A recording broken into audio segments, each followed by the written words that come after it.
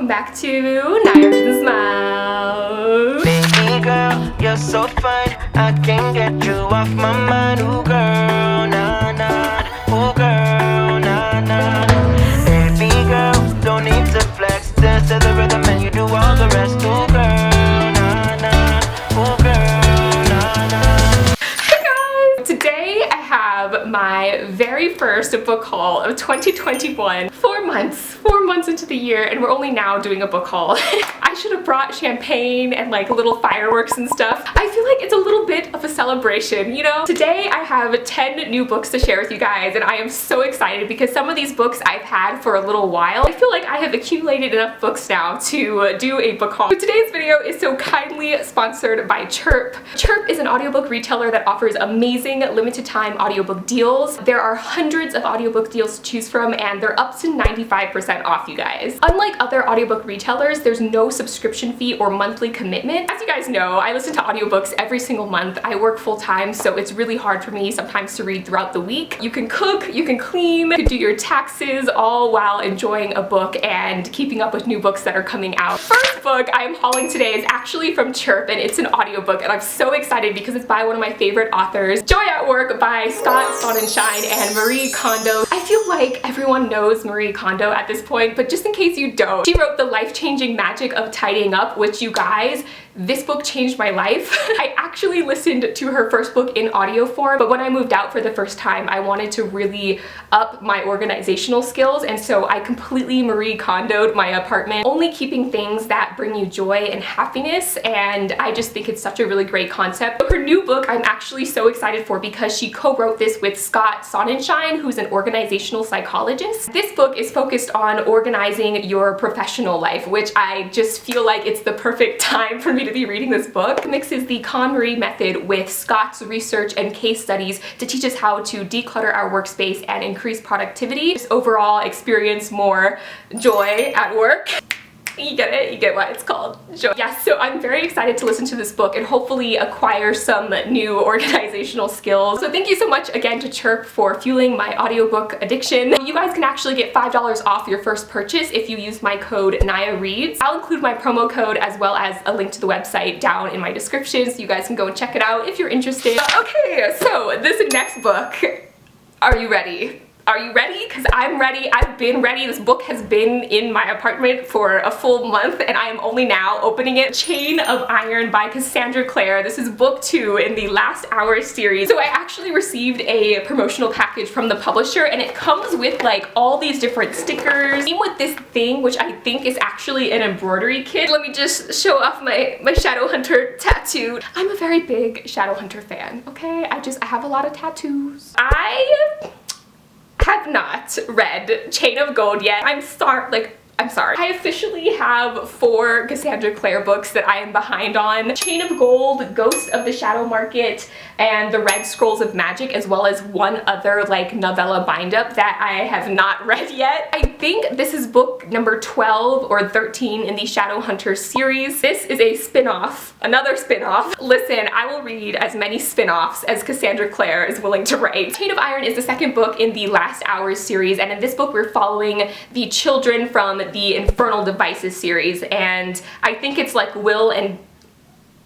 Is that a spoiler? Yeah, let me know if you guys would be interested in doing like a little short readathon, maybe over like a Saturday and Sunday, and we can all together catch up on her books. Because I know some of you are probably behind too. I definitely need like a weekend to catch up. Okay, the next book I have here is The 4 Winds by Kristen Hanna. I first discovered Kristen Hanna last year. Kristen Hanna actually has written a ton of books. I think like over 15 or 20 books. She's been around for a while. I've actually heard of her before. I just never was interested in the genre that she wrote. The book that she wrote that hooked me and pulled me into her world, The Great Alone. Now this book, oh my god, this book had me bawling, and I mean like ugly crying at 3 in the morning. It was such a roller coaster of emotions that I went through. This is Kristen Hanna's newest book, and it takes place in the 1920s/1930s. I imagine, like her first book, it'll probably span a couple decades, but the book starts off in the 1920s. In this book, we're following our main character who is living in Texas, and she ends up marrying a man that she really barely knows, but because of the situation she's in, she ends up getting married and starting a farm. And again, this is in the 1920s, 1930s, so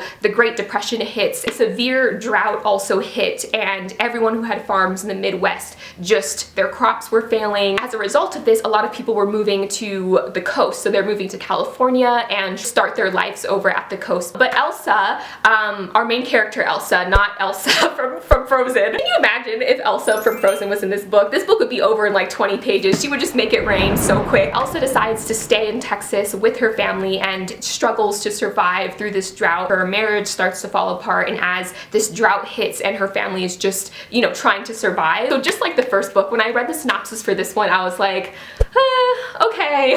But having read a Kristen Hanna book, I now know that the synopsis just barely scratches the surface. Okay, the next book I have here actually matches my sweater today with the lavender aesthetic. I love lavender. I love everything within like the purple, magenta spectrum. Not that that's important to this video, but the next book I have here is How Moon Fuentes Fell in Love with the Universe by Raquel Vazquez-Gilliland. In this YA contemporary book, we are following our main character Moon, who is on the cover here. Moon has a twin sister who is a social media star. She's an influencer. She's very big on the internet. Her sister is very popular, and even though they're twins, she's always kind of felt like the ugly sister, the ugly duckling, the girl that's just behind the camera. She does all like the film work for her sister. One summer, Moon decides to get a job working as a merch girl on a tour bus full of influencers, so I'm guessing it's like some sort of social media influencer tour. As anticipated, she ends up meeting a guy who at first she absolutely hates, but because they're both working on this tour bus, she starts to get feels, catches a few feelings. You know, those close environments, those tight spaces, like romance is destined to bloom. So after meeting him, things really start to change in her life, and this is kind of, I'm guessing, a book that follows her summer working on that tour bus. I feel like this is a wonderful summer read, so I might save it for when it gets warmer. I thought summer was approaching, but it snowed today, so, you know.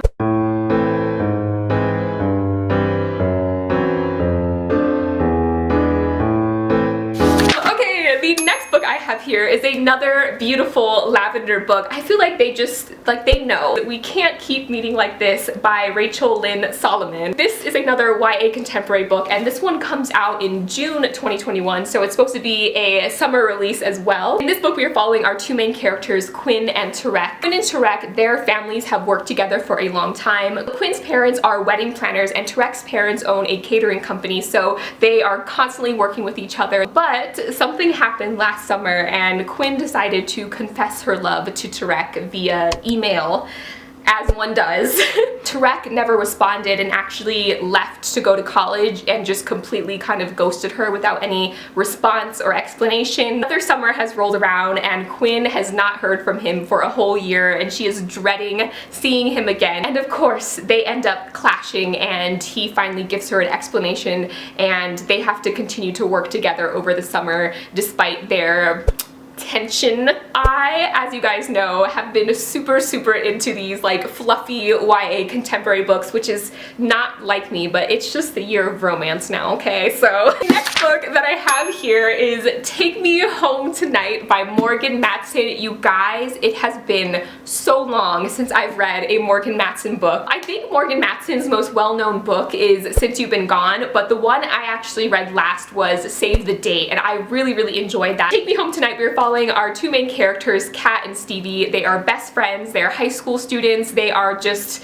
inseparable. They decide to sneak out of their suburb and visit New York City for one night. They have the night all planned out, where they want to go, where they want to eat, what plays they want to see, like everything. But as soon as the night starts, everything goes wrong. Throughout the course of this night, they're put in situations that really make them question their friendship, that make them question their past decisions and their future choices. This book primarily takes place over one day or one night. Absolutely love. It's one of like my new favorite things in books. I just love books that have a 24-hour time limit. I think that time constraint makes the book so fast-paced and makes the author really just like, okay, you got 24 hours to tell this story. Very excited to read this book. It actually doesn't come out till May. I am so sorry, you guys. Majority of these books are arcs. There are a few books that have come out, but yeah, these ones don't come out till the summertime. The next book I have here is The Cost of Knowing by Brittany Morris. Now, Brittany Morris, if you don't know, wrote Slay. First of all, before I even tell you what this book is about, can we just take a second to appreciate the cover, because it is so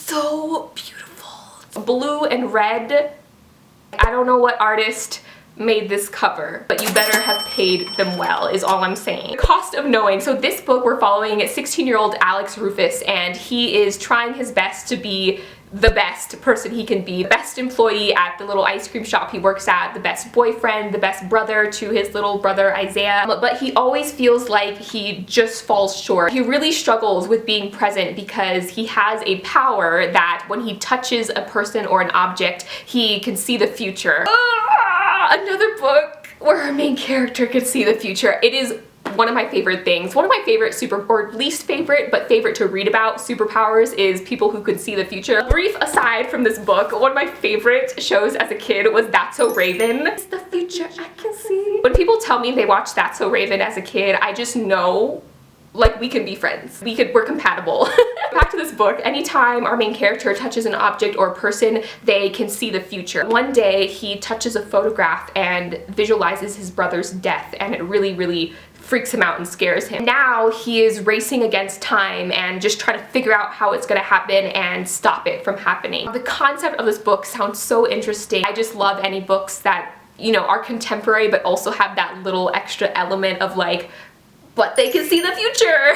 Okay, the next book I have here is actually another book that follows twin sisters. Oh my god, it's so bright. I hope you guys can see it. It's like the sun over here. This next book is Yolk by Mary H.K. Choi. Mary H.K. Choi, I believe, wrote Emergency Contact and one other book that was very popular. I personally have not yet read anything by Mary, but I'm very excited because I own one of her books now. So in this book, we're following twin sisters June and Jane, and they were very close when they were growing up, but something happened that made them more than just grow apart. They're adults now and they really don't have a good relationship. That is until one of the sisters, June, I believe, gets cancer, and her other sister is the only person that's there to help and support her. They're brought together again, unfortunately, by sickness, and they start to unravel their past and go through things that happened in their childhood, all their family secrets, and go through all the things that made them separate. Based on the author's note, this book includes a lot of the author's personal experience, and it also heavily discusses eating disorders, so